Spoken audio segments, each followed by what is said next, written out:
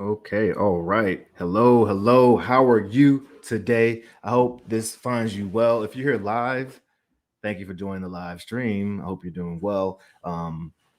If you have any questions or well, actually, let me step back. Let me step back. What's going on? Courtney Rollins, the probate specialist in Durham, North Carolina. So, what does that mean?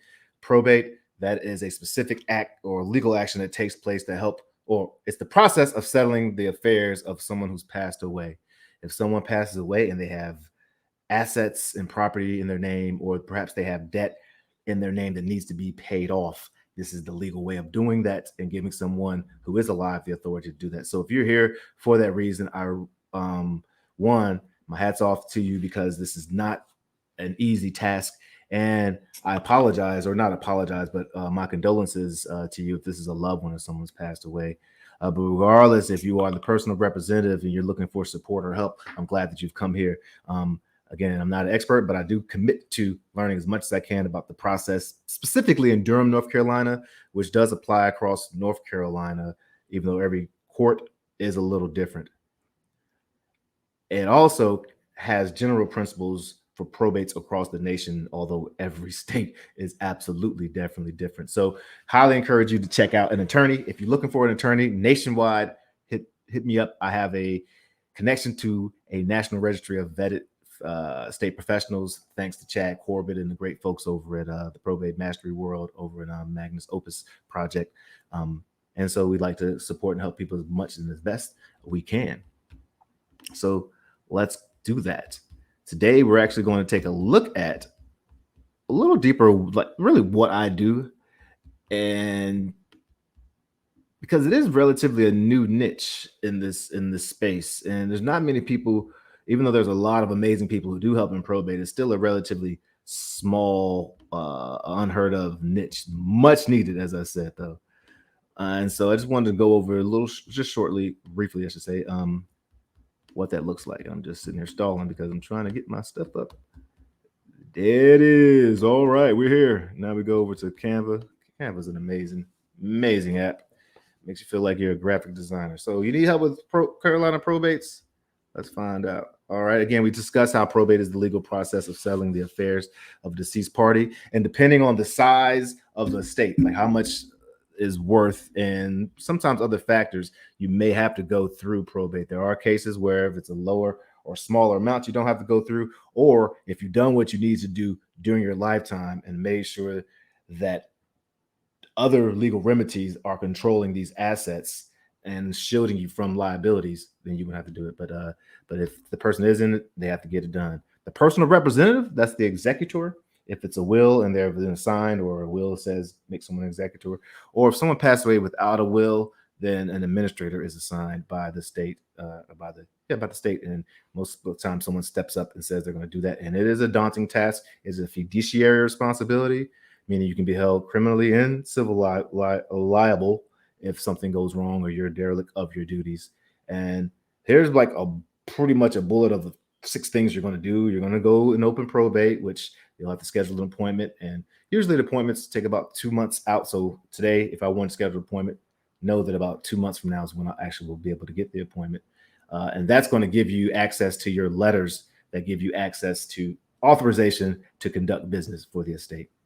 You also, within that time frame, depending on the estate size and all, will notify creditors through a vetted, authorized, approved publication.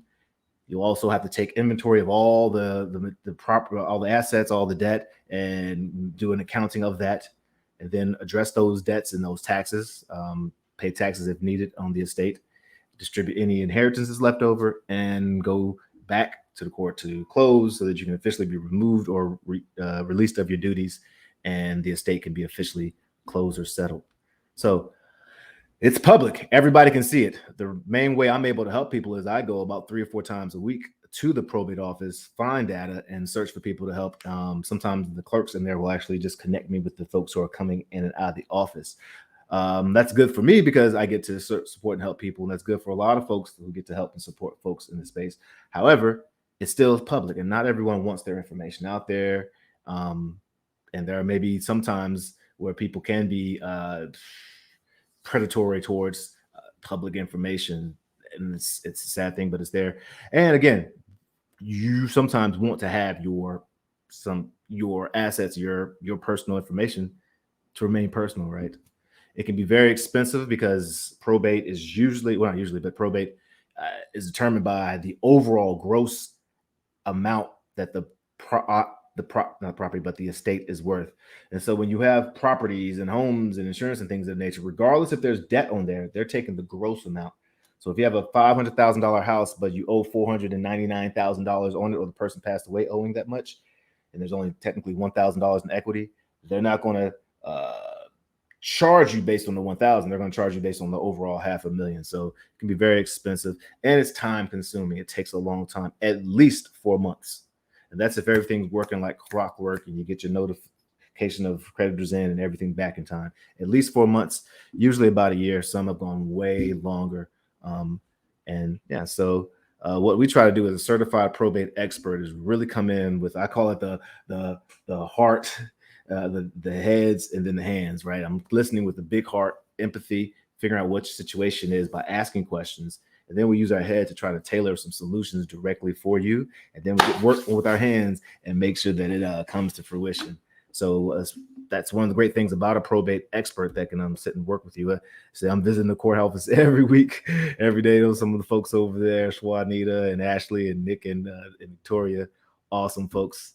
And again, this is like a concierge. Is that the right way to say it? Service where we're helping you. We're not attorneys. We're not financial advisors, but we can connect you in the right place. And there's tons of things outside of what a financial advisor, or I guess to say an attorney, would do that we can help you with as well. Four of those things. One is recommending an attorney, a family attorney. I've already spoke about that. Another thing is we actually help reduce the cost of the attorney, depending on how you're being charged. With us helping you recognize what the next steps are, and maybe even answering some of those questions that we come across very much, and giving our opinion, it can reduce the amount of time you're actually with the attorney, and it can hopefully reduce the cost that the attorney may be charging. We also provide tons of solutions to your property, whether that's you keeping it for yourself, whether that's you turning it into a rental or an asset for the new owner, whether you're trying to list it at top dollar, we can help you with that, or if you need to sell speedy and conveniently, with speed and convenience, we can provide that as well as cash buyer. So there's a lot of options. It doesn't depend on us. It depends on you and what you need, right? So check out the workshop every Wednesday, 12 o'clock. If you actually went into the office, you'll see I'm the one person that has a actual, I guess poster. Yeah, poster.